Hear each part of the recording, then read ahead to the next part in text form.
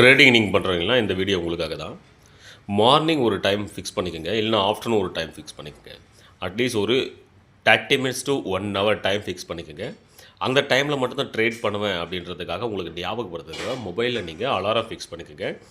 இல்லைன்னா வேறு எதனா மெத்தடை நீங்கள் ஃபாலோ பண்ணலாம். ஓகே, அந்த 1 ஹவர் மார்னிங் 1 ஹவர் ஆஃப்டர்நூன் இந்த டைமுக்கு மட்டும் ட்ரேட் பண்ணுங்கள். ஏன்னா மூமெண்டிங் டைம் பார்க்கும்போது என்னுடைய அப்சர்வேஷன் பிரகாரம் 9:15 to 10:30 மார்னிங் சூப்பரான ஒரு மூமெண்டம் கிடைக்கும்.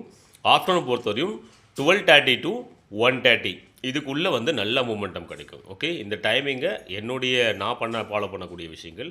நீங்கள் அந்த டைமை நீங்கள் ஃபாலோ பண்ணாலும் சரி, நீங்கள் எதனா ஒரு டைமை செலக்ட் பண்ணாலும் சரி, இந்த 1 hour trading strategy 1 hour trading உங்களுடைய ஸ்கில்லை டெவலப் பண்ணும். அது இல்லாமல் உங்கள் டிசிப்ளினை கொண்டு போகும். 1 ஹவருக்குள்ளே ட்ரேட் கிடைச்சா மட்டும் நீங்கள் ட்ரேட் பண்ணுங்கள். இல்லைன்னா ட்ரேடே பண்ண வேணாம், அடுத்த நாள் பண்ணிக்கலாம். இந்த மெத்தடை என்றைக்குமே நீங்கள் ஃபாலோ பண்ணுங்கள், விட்டுறாதீங்க. தேங்க்யூ.